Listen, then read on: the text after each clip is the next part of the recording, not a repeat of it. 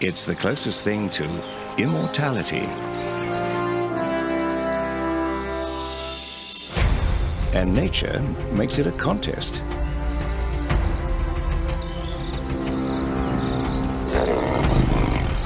Awarding mating rights to the strongest or the most talented,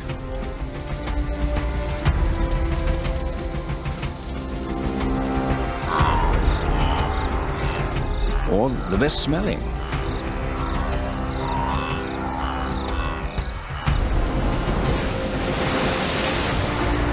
Or maybe just the one who gets there first.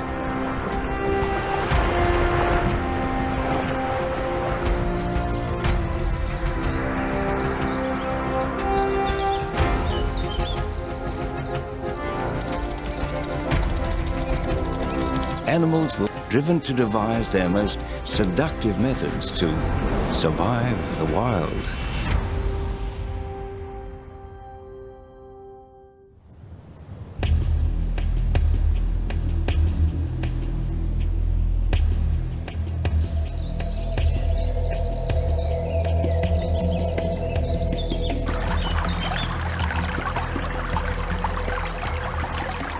Giraffes are so tall, they can see into the future.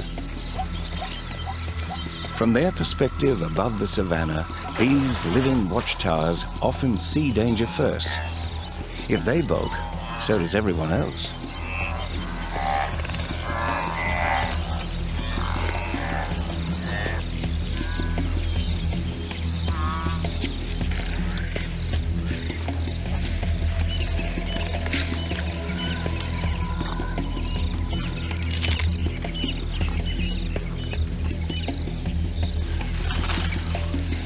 But this time of year, they've got more on their minds than lions and leaf eating.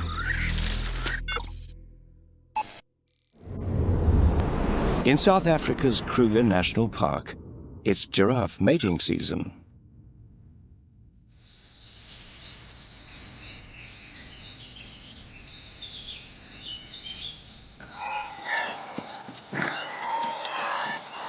The recent rains have brought the landscape to life.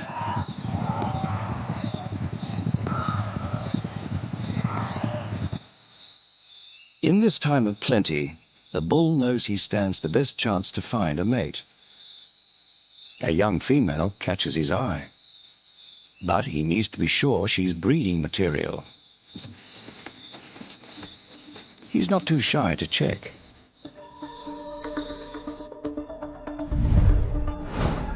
To see if she's in heat, he nudges his head against her backside, prodding her to urinate.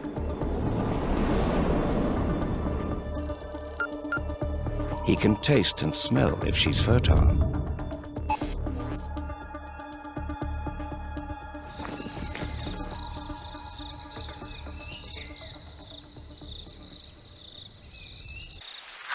This doe is good to go, but she's no pushover.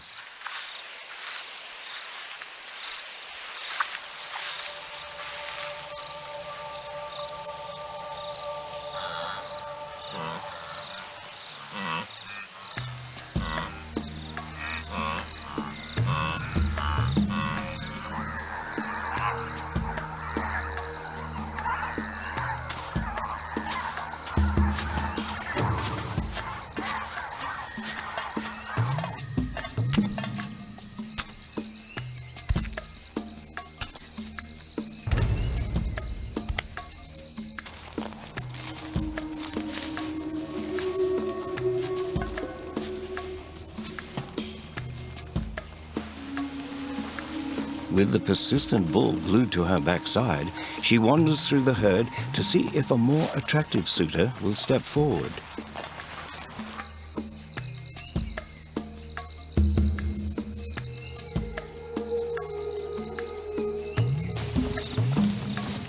Her strategy's working. This fellow falls for her charms.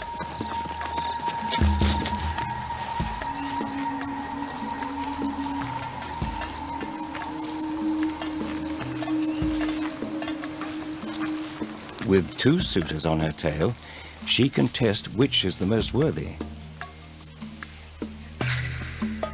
While she looks on, the rival bulls face off.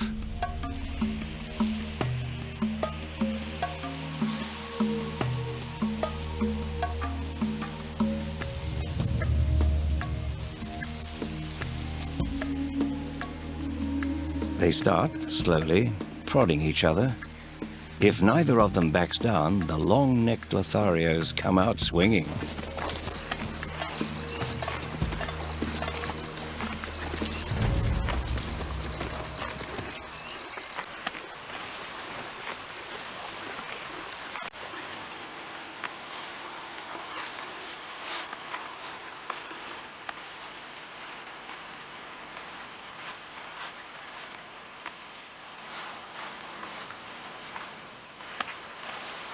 Among giraffes, length matters. Their necks might have evolved as a weapon for these sexual contests.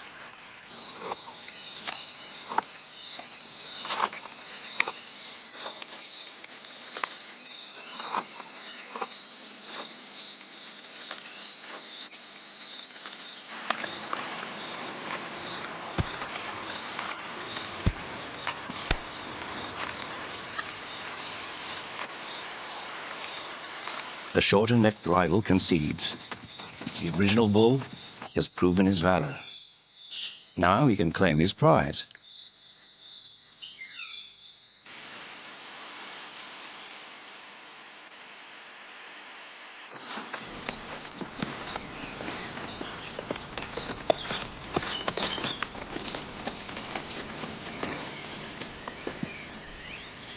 While the courtship is complicated, the mating takes only a few seconds.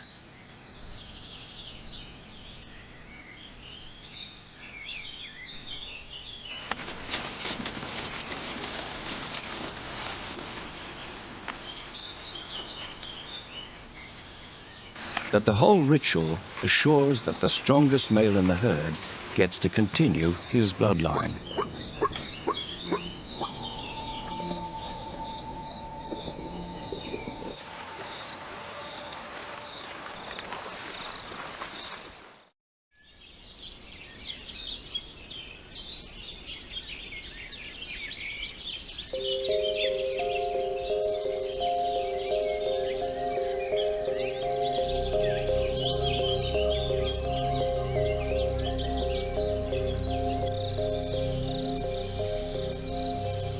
From long-necked giants to tiny eight-legged lovers, nature provides perfect pairings. For some people, the only thing more disturbing than spiders is the thought of spiders having sex.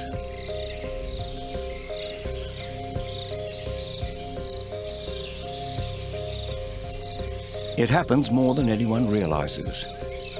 At least 6 new species of peacock spiders weren't discovered until 2016.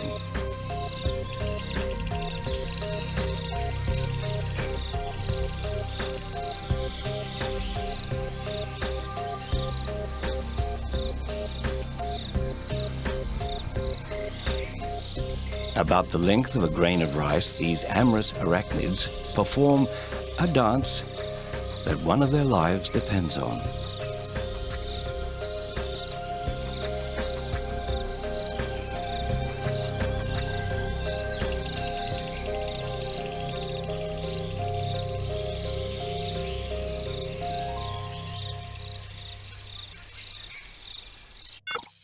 They live almost exclusively in Australia. In the unspoiled bushland of the Blue Mountains, a peacock spider mating ritual begins.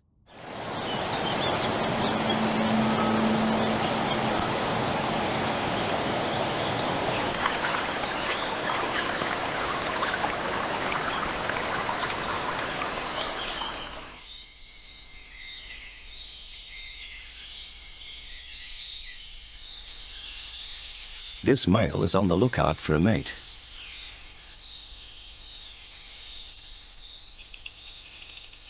He's more brightly colored than the hard-to-find female.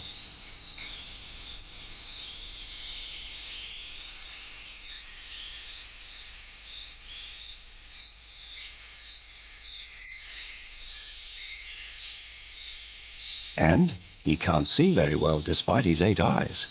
Still, somehow he spots her and cautiously approaches.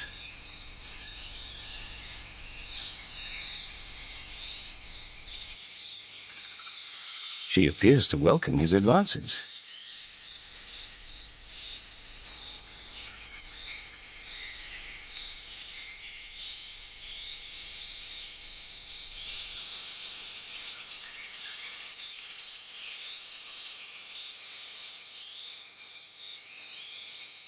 He cautiously begins to court her, though the budding romance can quickly go pear-shaped.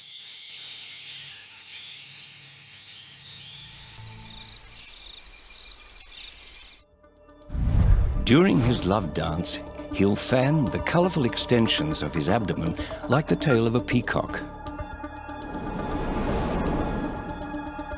Some species also vibrate as they dance.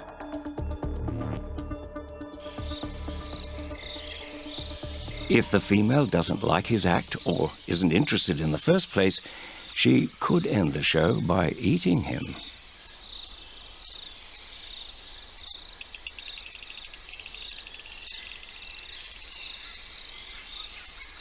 Today, he's in luck. She's enjoying the performance. Encouraged, he continues. He might have to prove he's fit and worthy by dancing for almost an hour.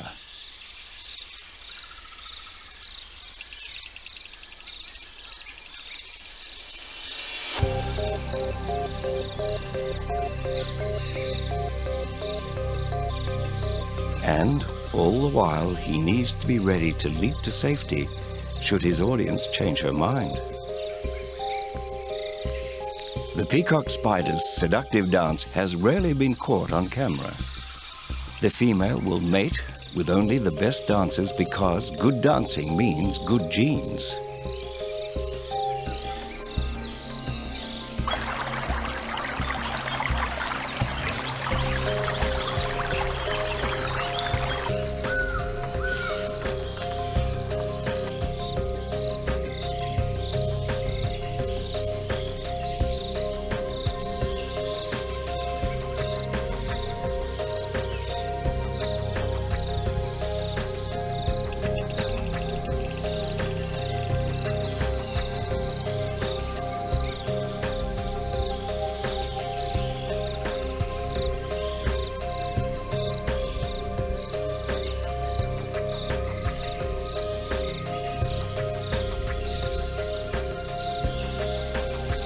But even if he were Gene Kelly, she still might devour him if she's just not in the mood. But if he succeeds, he'll have passed his talents to his heirs. And that's the point, after all.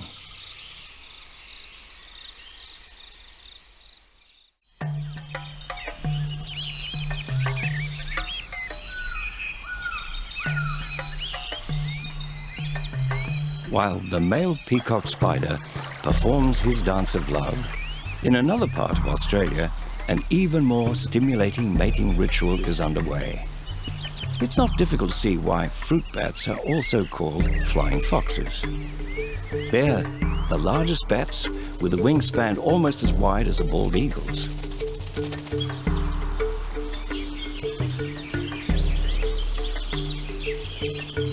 Unlike their relatives that gobble insects or sip nectar, fruit bats mainly eat fruit.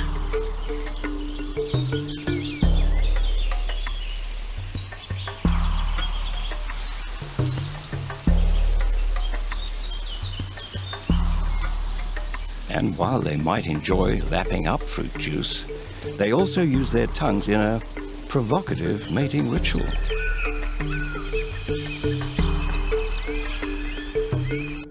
In Queensland, Australia, in the Jardine River National Park, the bats begin their ritual. Viewer discretion advised.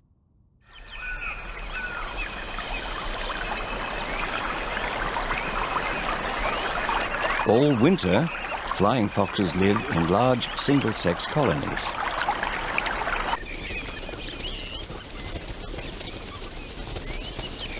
But come summer, mating season, all that changes. Swarming together in their thousands, the bats have no shortage of potential mates.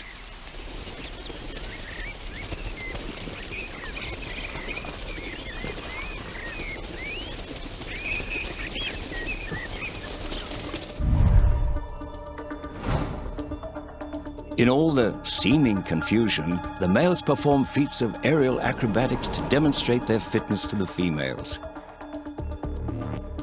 Scent glands on the male's shoulders might bolster their sex appeal.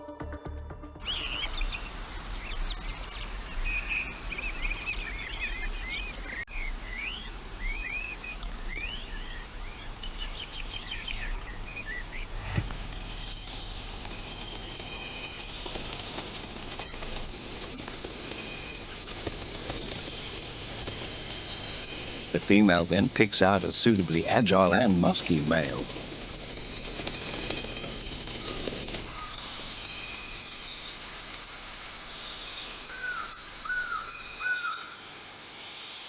They settle into a relatively quiet roost within the trees to begin mating.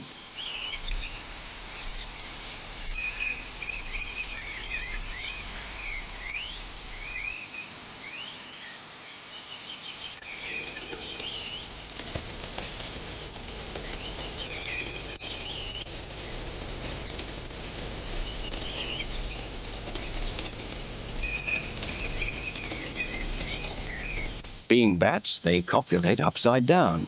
But before they get to that, the male performs an act unknown to almost any other mammal: oral sex.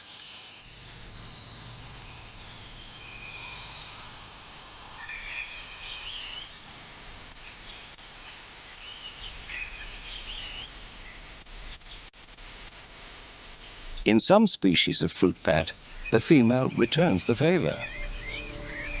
The saliva might disinfect against bacteria or chlamydia, or the action may prolong the mating time, increasing the chance of fertilization. When the male senses the female is ready to mate, he moves behind and embraces her, pinning her wings and biting her neck.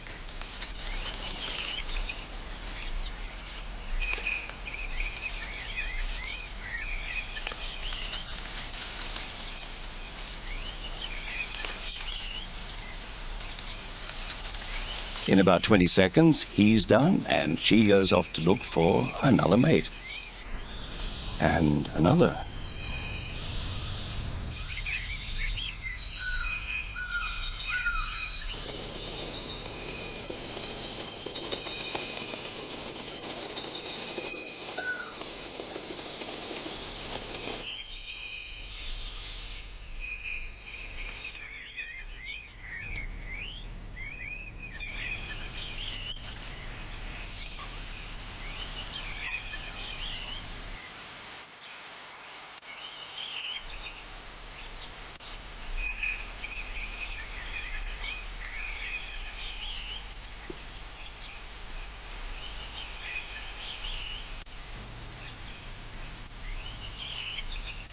The easy part's done.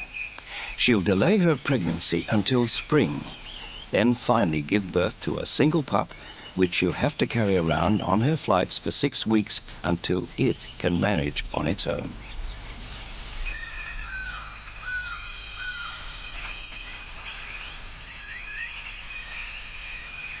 With only one baby a year, and with male flying foxes not sexually mature until later in their 30-year lifespan, these bats reproduce slowly, despite their enthusiasm. Even drowsy koalas join in. Koalas eat nothing but slightly toxic, hard to digest, barely nutritional eucalyptus leaves. So, who would blame him for sleeping up to 22 hours a day? But when he's not eating or sleeping, he's energized by his urge to mate. For this young Joey, the breeding season means the time's coming to stop clinging to mum and start eating and sleeping on his own. Because mother will soon be pregnant again.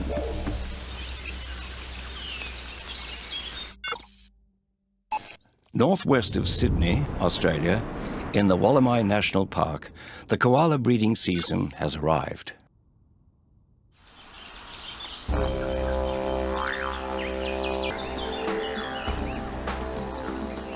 Relocating to a neighborhood with eligible females is one of the few times he's motivated to leave the safety of the branches.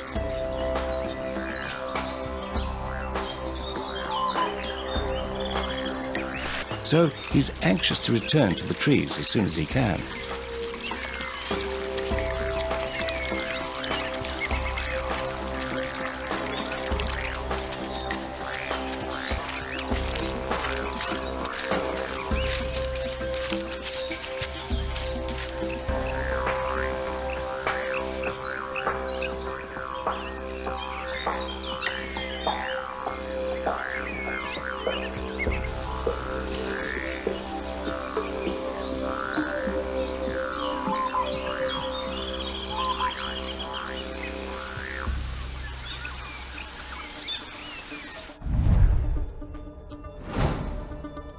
Hidden in the trees, he uses his voice to serenade interested females. A recently discovered vocal organ lets him unleash a hiccup-like bellow that announces his size and fitness. Females aren't attracted just to the largest males with the loudest bellows. For koalas, size isn't everything. The ladies enjoy variety from year to year. Homing in on the bellows of new males ensures genetic diversity.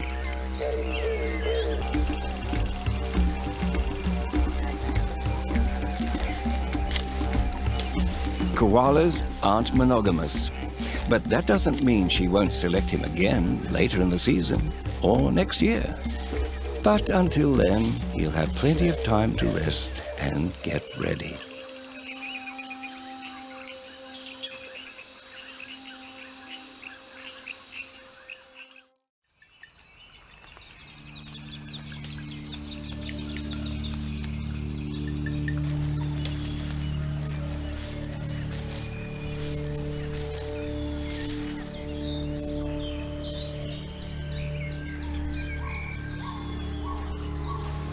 When koalas aren't mating, they just want to be left alone. And that's probably the only thing koalas have in common with tigers. Tigers, the biggest of the big cats, live solitary lives. And when these predators meet, it is typically for one of two reasons: to fight or to mate.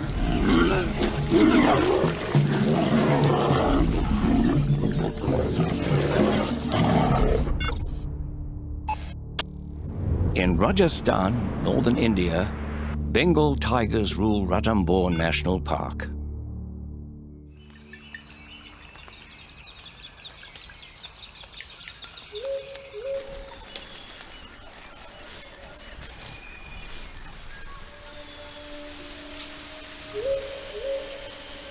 This restless female prowls the fringes of her territory.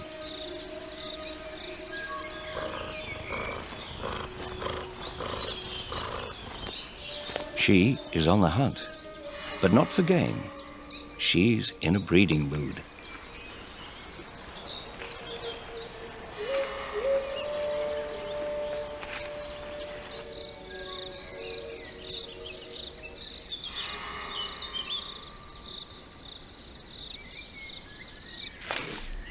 She advertises for her position by spraying urine and scraping trees so males in neighboring territories can find her.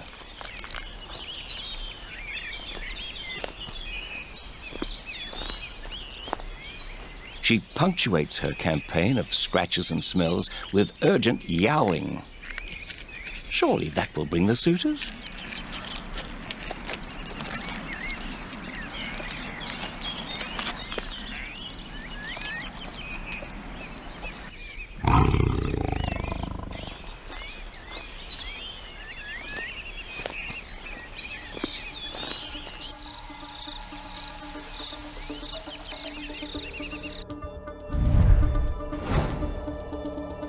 Female tigers routinely mark their turf. But just before they begin estrus, they do it more frequently. And the scent is different to tip off the males.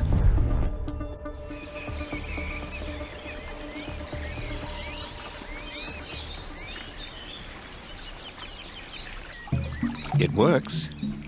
A male has caught her scent and seeks her out.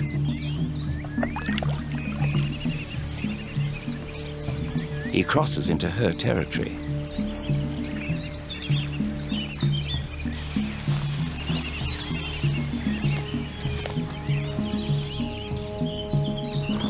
When the pair finally meet, the female is naturally cautious.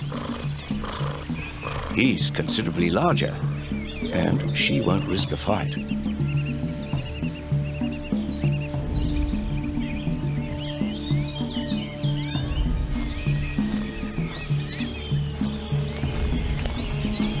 But he makes his intention clear.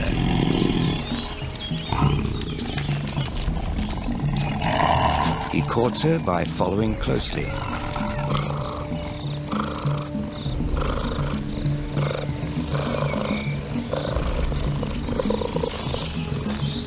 The act of mating makes her fertile, so he'll keep at it over the next 5 or 6 days.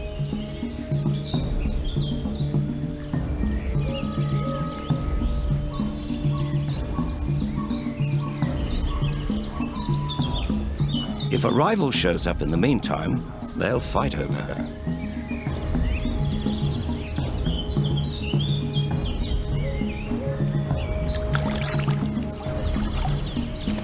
When she's ready to mate, she lies down in front of him. They touch whiskers and nibble at each other before he mounts her. Their short, frequent matings ensure she conceives.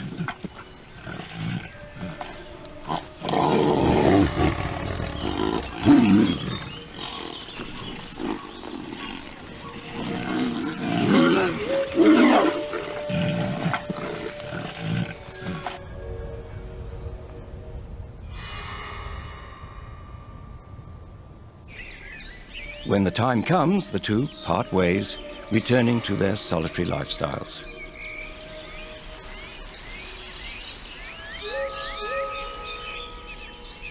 As the male heads back to his territory, he remains vigilant for signs of other females. He must be ready if the opportunity presents itself again.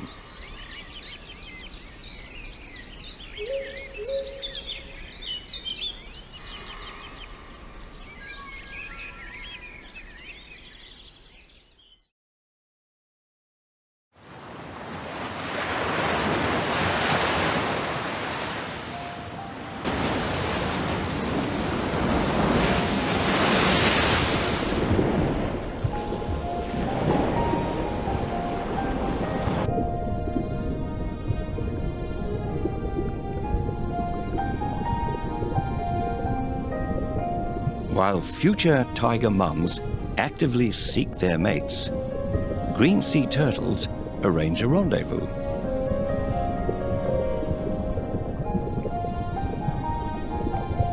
Sea turtles have plied the world's oceans for over 100 billion years, so they must know a thing or two about successful mating.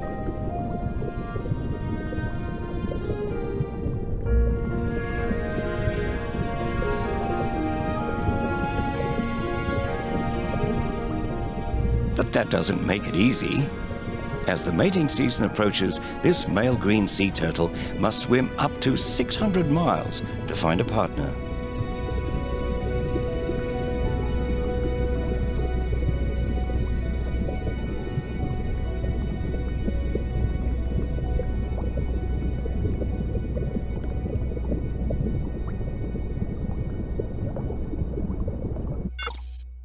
Off the coast of northeastern Australia, Heron Island within the Great Barrier Reef is his annual destination.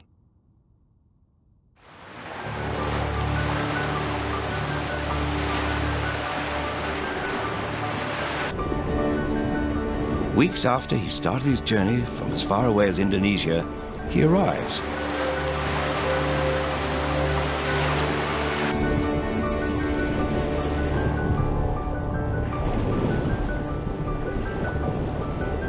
The island is the ancestral nesting site for females who'll soon be arriving in a mating mood.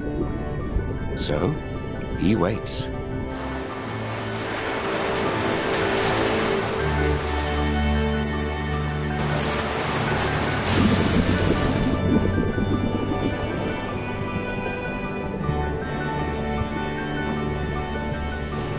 When the first female arrives, he's quick to approach her. They won't be alone for long.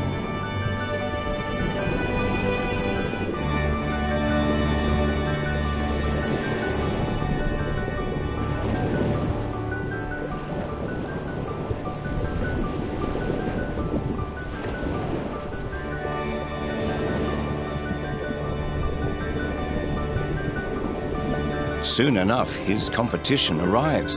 While he holds tight, they ram and bite his tail and flippers, hoping to knock him off the female.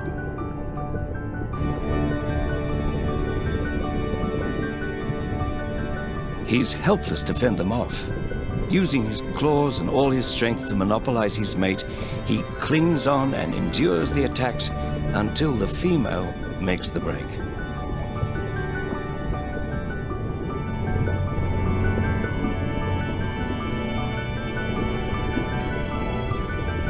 But it's not like he won't have other chances. Females outnumber males, and they both aim to breed with as many partners as possible.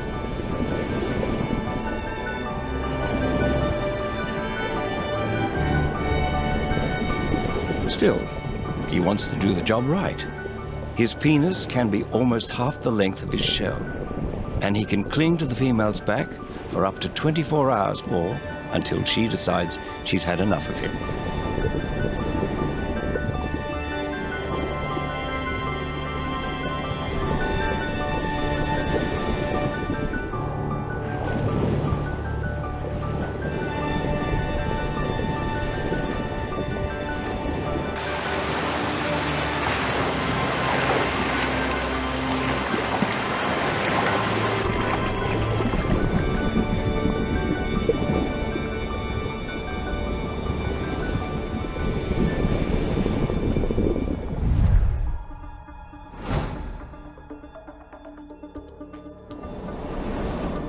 Female green sea turtles can store sperm for months in the long passageways leading to their ovaries. Sperm from multiple males might compete in her oviducts, ensuring genetic diversity.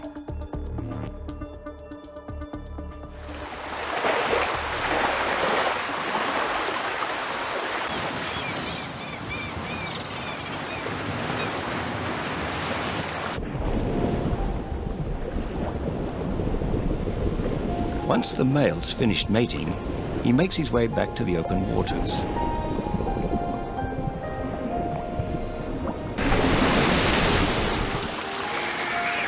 For the female, the test of endurance has just begun. Along with others, she laboriously drags herself ashore on the same beach where she was born. Her strategy, like her mother's before her, is to safely bury her clutch of as many as 200 fertilized eggs. She returns to the water. The eggs and hatchlings are on their own now.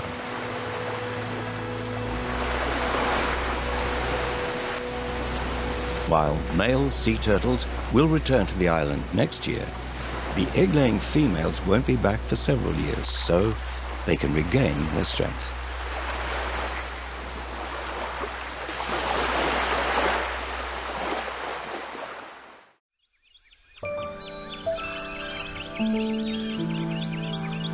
When it comes to long-distance romance, sea turtles aren't the only ones who must cover a lot of ground. Possibly the world's most iconic butterfly and its epic migration.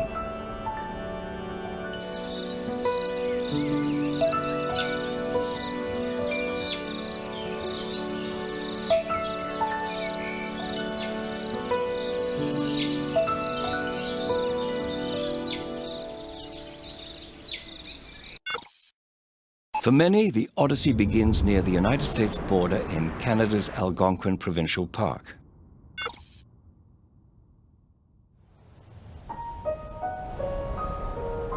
The end of one monarch generation marks as their butterfly parents die off.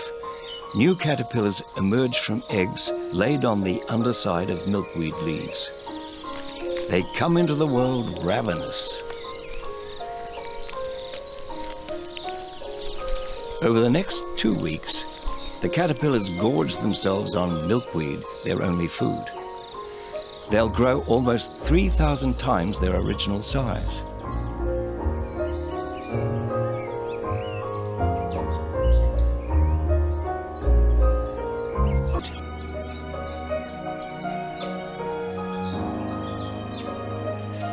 They live just a few weeks, mating and laying eggs.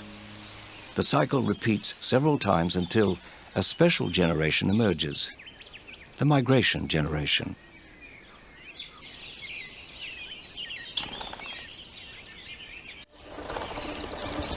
Migrating monarchs must preserve their species over the harsh winter months. Instead of mating, they use their energy to take to the skies. Millions of them flock over 3,000 miles to the warmer climes of Mexico.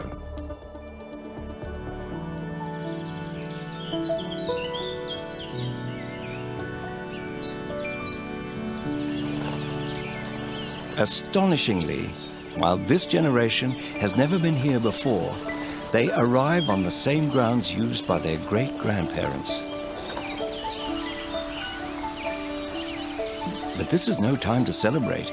Even in these warmer climes, winter remains a threat and mating remains on hold.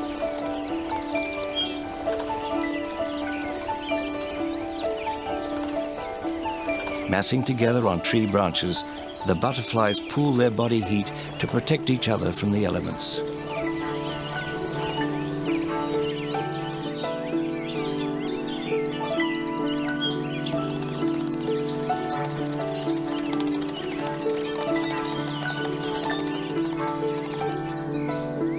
But the weight of so many butterflies can tragically snap weaker branches, causing casualties.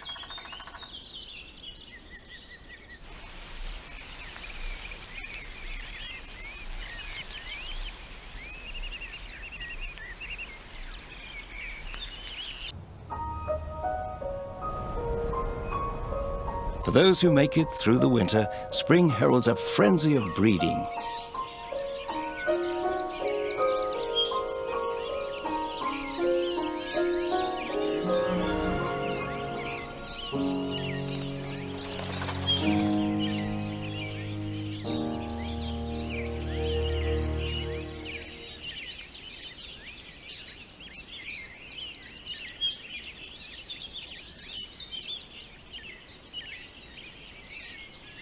After mid-air courting, the male takes the female to ground, where he stays attached to her for up to several hours. He deposits a nutritious capsule of sperm to fertilize her eggs and give her the stamina to lay them.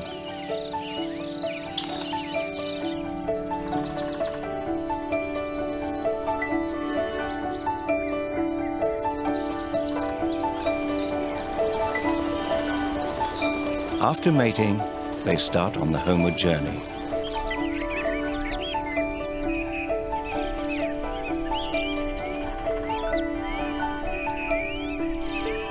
But these butterflies will not make it back.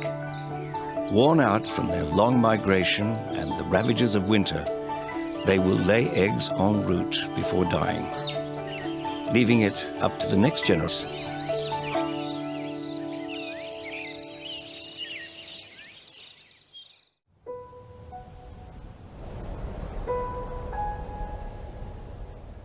While monarchs flutter across the new world, in Africa, another colorful mob starts a new generation. The salty, alkaline waters of Africa's volcanic lakes feed vast and rosy blooms of algae.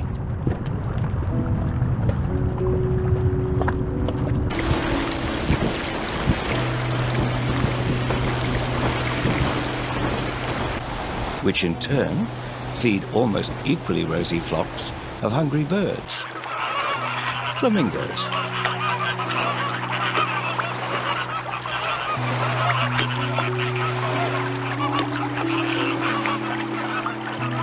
feel of the place.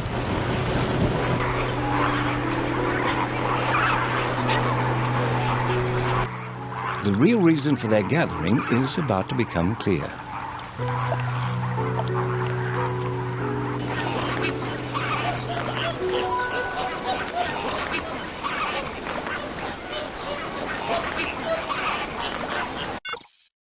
In Kenya, the salty waters of Lake Bogoria are set to host one of the largest gatherings of flamingos in the world.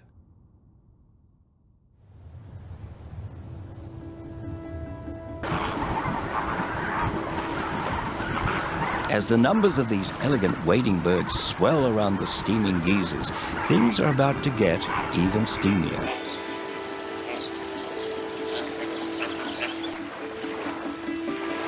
It's mating time, and looking good is a top priority for pink flamingos, may be more popular than not-so-pink ones. They gather by the hundreds of thousands, like a massive singles bar, each one looking to pair up.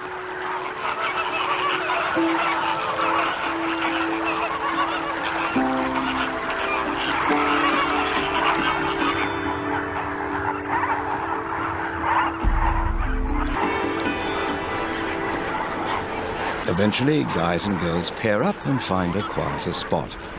Despite their penchant for huge crowds, flamingos are thought to be monogamous. All the couples will raise their chicks at the same time.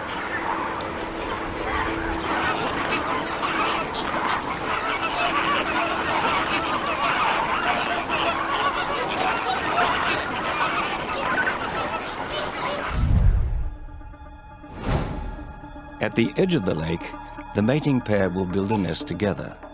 They'll both take care of their single egg. Mating simultaneously as their thousands of neighbors helps guard the nest against predators.